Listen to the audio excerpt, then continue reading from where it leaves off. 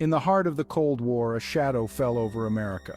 It wasn't the looming threat of communism, but a secret program, hidden deep within the corridors of power. This was MKUltra, the CIA's foray into the murky world of mind control. This wasn't science fiction, it was a chilling reality. MKUltra aimed to crack the code of the human mind. The goal?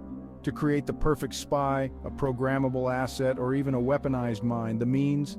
A chilling array of drugs, hypnosis, and psychological torture. This wasn't espionage as usual, it was a descent into a moral abyss. The program, shrouded in secrecy, ran for 2 decades. From the 1950s to the 1970s, unsuspecting citizens became unwitting subjects. The CIA operated under a veil of national security, experimenting on its own people. The lines between patriotism and betrayal blurred into a sinister haze. The idea of controlling another's mind is as old as humanity itself. From ancient mystics to modern-day hypnotists, the allure of manipulating thoughts has been a constant. Yet, with MKUltra, this age-old fascination took a dark turn. The CIA, fueled by Cold War paranoia, sought a scientific edge over its enemies. The agency poured millions into research, convinced that the Soviets were already miles ahead. Rumors swirled of Russian sleeper agents, their minds programmed to betray America from within. The pressure was on to fight fire with fire. MKUltra wasn't just about creating super spies. The program delved into the darkest corners of human consciousness, exploring ways to induce amnesia, erase memories, and even program individuals for assassination. The ethical implications were staggering, but the CIA pressed on, driven by a dangerous mix of fear and ambition. The truth about MKUltra's success remains elusive. Did the CIA achieve its goal of cracking the code of human consciousness? Or did the project, like so many Cold War ventures, become bogged down in paranoia and overreach? The answer, lost in a labyrinth of redacted documents and destroyed evidence, continues to haunt us. MKUltra wasn't a single experiment, but rather a sprawling umbrella project encompassing hundreds of sub-projects. The methods employed were as varied as they were disturbing. Drugs, particularly LSD, played a central role in the CIA's quest for mind control. Researchers, many operating without the knowledge or consent of their subjects, administered massive doses of LSD. They hoped to unlock the secrets of the subconscious, to break down resistance and to reshape personalities. The results were often unpredictable and devastating, leaving victims with lasting psychological scars. Beyond LSD, the CIA explored a range of other mind-altering substances. Barbiturates, amphetamines, and even truth serums were all part of the agency's arsenal. These drugs, often combined with hypnosis and sensory deprivation, created a terrifying cocktail of psychological manipulation. For years, MKUltra remained shrouded in secrecy. The CIA, through a combination of denials and document destruction, managed to keep the program hidden from public view. But the truth, as it often does, eventually emerged.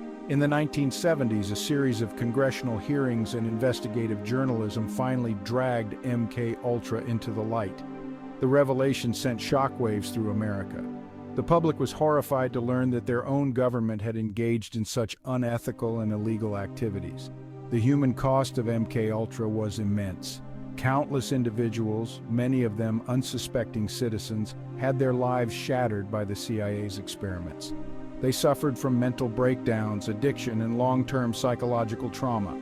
Some even died as a result of the program's reckless pursuit of mind control. The fight for justice for MKUltra victims has been long and arduous. The CIA, citing national security concerns, has fought tooth and nail to keep its secrets buried.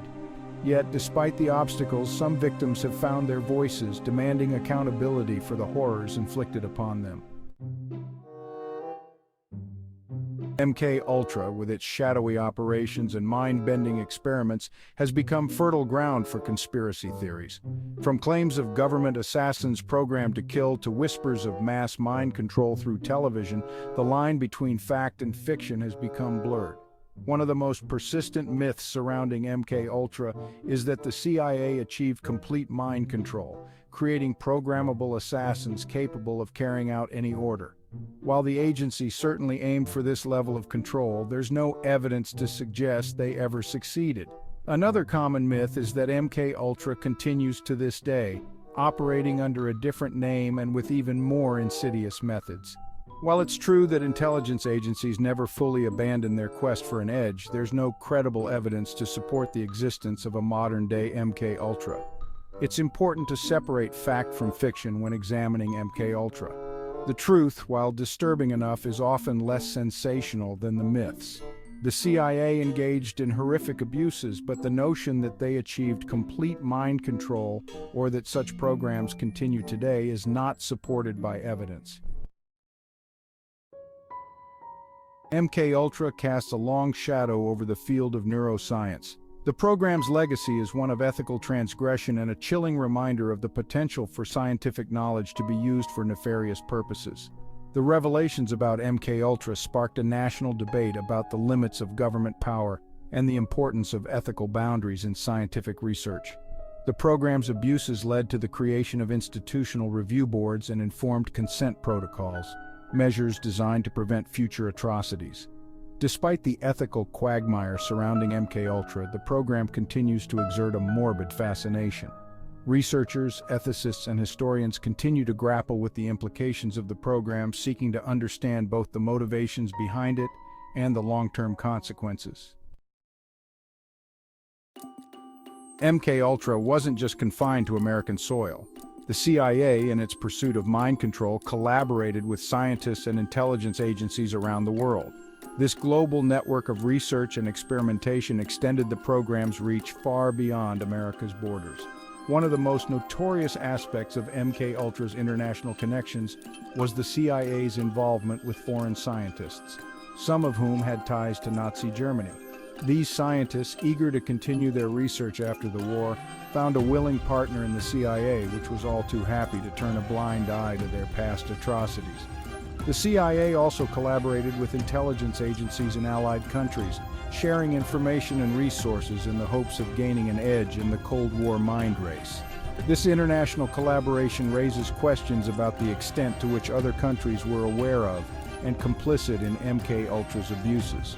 The global reach of MKUltra highlights the dangers of unchecked power and the ease with which ethical boundaries can be crossed in the pursuit of national security. It serves as a stark reminder that the quest for control, whether over minds or nations, can have far-reaching and devastating consequences.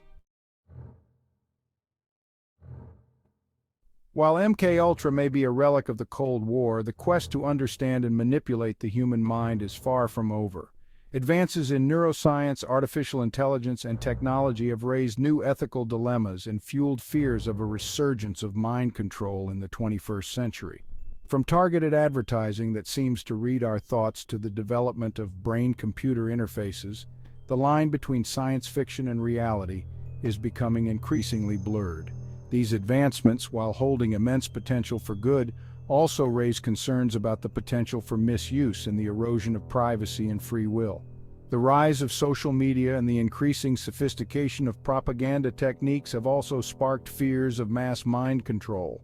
While the notion of a single entity controlling the thoughts of millions remains firmly in the realm of science fiction, the ability to subtly influence behavior through targeted messaging is a growing concern.